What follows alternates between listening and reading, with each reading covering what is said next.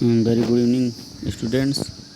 अभी हमने farmers Indian power की एक सीरीज़ चालू की थी। ये इसकी सेकंड सीरीज़ है, क्योंकि एग्रीकल्चर के जो एग्ज़ाम्स होते हैं उसमें एग्रीकल्चर इंजीनियरिंग से भी कुछ क्वेश्चंस पूछे जाते हैं।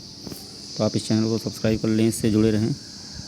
तो इसमें आपको बाद में आने वाले टाइम में इसमें कुछ हम मैथ का और रीजनिंग सेक्शन को भी पढ़ाएंगे, और इनके इंजीनियरिंग के से रिलेटेड जो भी सब्जेक्ट्स हैं, जैसे प्रोटेक्टेड है, रिन्यूएबल एनर्जी है, सॉइल वाटर है, फार्मेसी भी है, इनके लेक्चर सीरीज भी चालू करेंगे।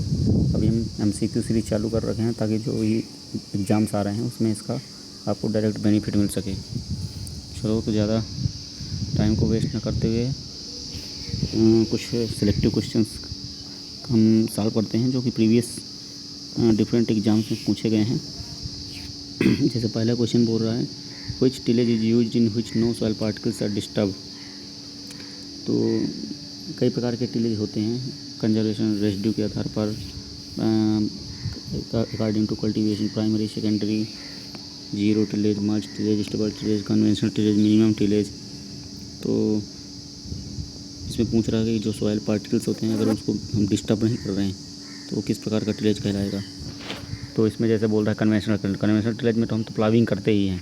उसमें पहले हम प्राइमरी टिलेज करते हैं, फिर उसके फाइनल ऑपरेशन के लिए सेकेंडरी टिलेज करते हैं। तो उसमें क्या होता है, टाइम भी ज़्यादा लगता है, मनी भी वेस्ट होता है, और सॉइल स्ट्रक्चर भी डैमेज होता है।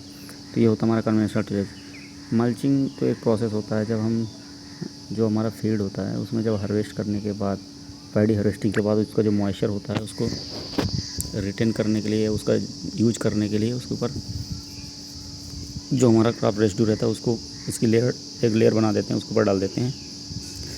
इस प्रोसेस को मल्चिंग बोलते हैं। तो इसमें टिलेज पूछा है, तो स्टेबल मल्चिंग का कोई रोल ही नहीं है। अब ऑप्शन जैसे पहले मिनिमम टिलेज बोल रहा है, मिनिमम टिलेज में भी हम इतना टिलेज तो करते ही हैं जिससे क्रॉप का इस्टेब्लिशमेंट हो सके।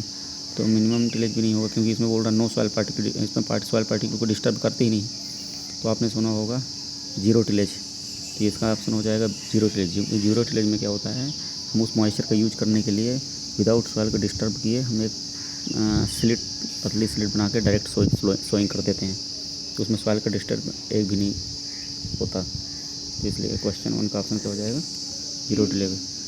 दूसरा क्वेश्चन पूछ रहा है कि which tillage implement requires minimum draft per unit width. अब चूँकि जो एग्रीकल्चरल ऑपरेशन होते हैं, डिफरेंट प्रकार के एग्रीकल्चर ऑपरेशन होते हैं, जैसे टिलेज हो गया, सोइंग हो गया, वीडिंग हो गया, थ्रेशिंग हो गया। तो अब जैसा हम एग्जांपल मान लें टिलेज की, तो टिलेज में भी कई प्रकार के इम्प्लीमेंट्स यूज़ करते हैं, primary tillage implements, secondary tillage implements. तो उसमें एक जब उसको हम इम्प्लीमेंट्स को यूज़ करते हैं तो उसकी एक प्रॉपर बिड्थ होती है कि कितने जैसे टाइम्स होते हैं, टाइम्स को मल्टीप्लाई कर देते हैं स्पेसिंग से, तो उसका बिड्थ निकल आता है। तो इसमें पूरा पर टाइम जो पर यूनिट बिड्थ होता है उसमें जो फोर्स लगता है वो किस में कम लगेगा, किस इम्प्लीमेंट में, कल्टीवेटर में, हार्वेस्टर में, प्लांटर में, डिबलर में, ड्रिलर में। तो ये होता है प्लांटर। जो प्लांटर का पर यूनिट डिप्थ फोर्स लगता है वो सबसे कम होता है। एक तो ड्राफ्ट क्या होता है, जो आपने देखा होगा जब हम एग्रीकल्चर फील्ड ऑपरेशन करते हैं तो उसमें जो इम्प्लीमेंट अटैच्ड होते हैं वो एक सर्टेन एंगल पर हिच होते हैं। तो इस पुल फोर्स का अगर हम जिस डायरेक्शन में हम अपने ट्रैक्टर को मूव करते हैं उस डायरेक्शन में उसका कंपोनेंट ले लिया जाए, उसको बोलते हैं ड्राफ्ट। और परपेंडिकुलर मूविंग डायरेक्शन के परपेंडिकुलर उसका जो कंपोनेंट ले लिया जाए उसको बोलते हैं साइड ड्राफ्ट। इसका मतलब ड्राफ्ट पर यूनिट विड्थ सबसे कम किसका होगा, प्लांटर का। क्वेश्चन 3 में बोल रहा है कि in which method residue remain undisturb condition but disturb during sowing of seed and fertiliser injection. अभी मैंने अर्लियर क्वेश्चन नंबर 2 में बताया कि जिस मेथड्स में हम सॉइल को डिस्टर्ब नहीं करते उसको बोलते हैं जीरो टिलेज। तो जीरो टिलेज बोल दो मतलब टिलेज नहीं करते, या नो टिल बोल दो, इसका ऑप्शन हो जाएगा नो टिल। क्योंकि इसमें हम जब टिलेज करते हैं तभी एक पतली स्लिट बना के डायरेक्ट सोइंग कर देते हैं, तो इसीलिए बोलता है कि थोड़ा बहुत डिस्टर्ब होता है। इसका आंसर हो जाएगा नो टिल। क्वेश्चन नंबर 4 में पूछ रहा है कि which of the following tillage operation is done in rice to stand water at 5 to 10 centimetre to add water percolation in known age. अब जब हम पैडी कल्टीवेशन करते हैं तो उसमें एक ऑपरेशन करते हैं कि परकोलेशन को रिड्यूस करने के लिए, उसको बोलते हैं पडलिंग। पडलिंग से क्या होता है कि जब हम प्लाविंग करने के बाद उसमें पडलिंग करते हैं पानी भर के, तो उसके जो लेयर होती है सबसे निचली लेयर वो हार्ड हो जाती है, जिससे पानी नीचे लीच आउट नहीं हो पाता, यानी कि पर्कुलेशन रिड्यूस हो जाता है। तो इस प्रोसेस को हम बोलते हैं पटलिंग। तो क्वेश्चन 4 का आंसर हो जाएगा सी।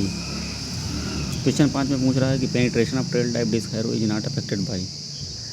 अब ट्रेल टाइप अब इम्प्लीमेंट जो होते हैं माउंटिंग के आधार पर कई प्रकार के होते हैं कि सेमी माउंटेड है, माउंटेड है, ट्रेल्ड है। ट्रेल्ड का मतलब जो इम्प्लीमेंट्स हमारे ड्रा बार से अटैच्ड होते हैं उनको ट्रेल टाइप इम्प्लीमेंट बोलते हैं। सेमी माउंटेड में क्या होता है, हमारा जो हिचिंग 3 पॉइंट हिच होता है उसके लोअर हिच से जो अटैच्ड होते हैं उनको सेमी माउंटेड बोलते हैं। और इसमें कुछ वेट इम्प्लीमेंट का जो हमारा ट्रैक्टर होता है उसको क्या करता है, उसके लिए रिस्पॉन्सिबल होता है, या उसमें जो कुछ वेट होता है इम्प्लीमेंट का ट्रैक्टर में आ जाता है, तो उसका जो ड्राफ्ट होता है इसमें ऐड हो जाता है। तो जो माउंटेड टाइप होता है उसका इम्प्लीमेंट का जो कंप्लीट वेट होता है उसको माउंट करता है, किसके ऊपर माउंट करते हैं, उसको पूरे बियर करता है ट्रैक्टर, तो उसको बोलते हैं माउंटेड टाइप। तो इस प्रकार माउंटेड सेमी माउंटेड इसके हिचिंग के आधार पर ट्रैक्टर क्लासीफाई किया गया है। तो पेनिट्रेशन का मतलब होता है डेप्थ, जो नीचे पेनिट्रेट करेगा। तो ट्रैक्टर का जो हाइड्रोलिक सिस्टम है उसका कोई यूज नहीं है, क्योंकि जो इम्प्लीमेंट हमारे हिच टाइप के इम्प्लीमेंट होते हैं या थ्री पॉइंट लिंकेज वाले जो इम्प्लीमेंट्स होते हैं उनके लिए ट्रैक्टर हाइड्रोलिक सिस्टम रिस्पॉन्सिबल होता है, क्योंकि उसका जो इम्प्लीमेंट का टोटल वेट है वो गवर्न के कौन करता है, ट्रैक्टर करता है। तो इसलिए क्वेश्चन 5 का आंसर हो जाएगा tractor hydraulic system. Question number 6 में पूछ रहा है what fraction of engine power is transferred in draw bar hitch. देखो अब जो ट्रैक्टर होते हैं ना उसके कई पॉइंट होते हैं जहाँ जहाँ अलग अलग हम हिचिंग करके डिफरेंट टाइप्स के इम्प्लीमेंट का यूज़ करते हैं। जैसे अब ड्रा बार में अटैच करेंगे या तो हम पीटीओ से अटैच करेंगे, या है ना, तो अब उसमें जो इंजन का पावर डेवलप होता है तो जितना पावर डेवलप होता है वो पूरा उतना ट्रांसफ़र नहीं होता, क्योंकि मैकेनिकल लिंकेजेज होती हैं, तो कुछ न और का लॉस भी हो जाता है। अब इंजन में मान लो कि 50 मान लो तुम्हारा 50 HP का ट्रैक्टर है, जब हम कंबसन करते हैं तो मान लो कि 40 HP पावर डेवलप हुआ, तो टोटल पावर 40 HP थोड़ी इम्प्लीमेंट को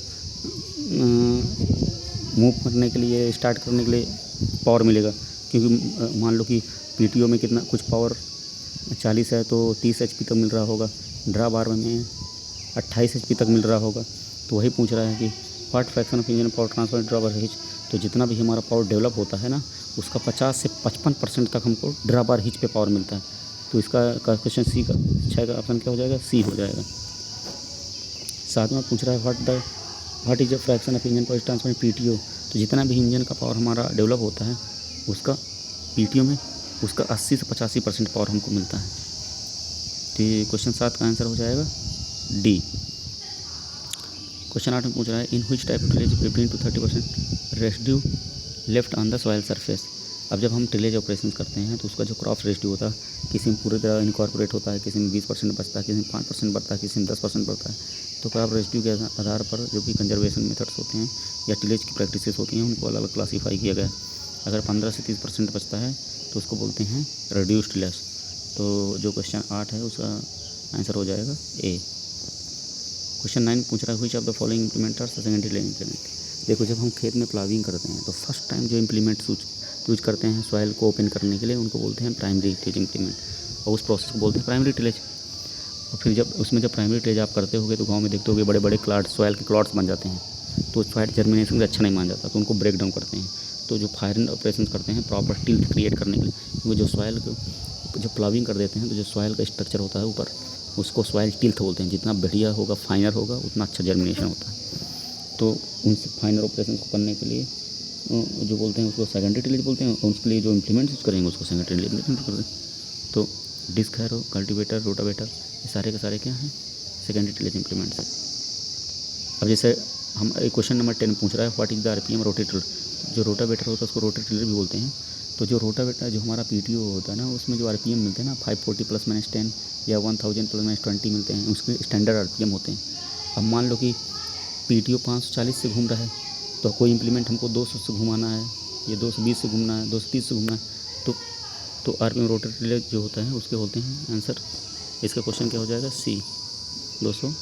तो ये हमने कुछ कॉम्पिटिटिव एग्ज़ाम्स के लिए जो तुम्हारे आने वाले हैं, इसमें कॉम्पिटिटिव एग्ज़ाम्स में इंजीनियरिंग से रिलेटेड कुछ क्वेश्चन पूछते हैं, तो उसमें आपको ये बेनिफिट देंगे जो डिफरेंट कॉम्पिटिटिव एग्ज़ाम्स में पूछे गए थे। तो ये एक दो और हम इम्पोर्टेंट क्वेश्चन की सीरीज चालू करेंगे और इसमें बता देंगे ताकि आपको उसके डायरेक्ट बेनिफिट मिल जाए।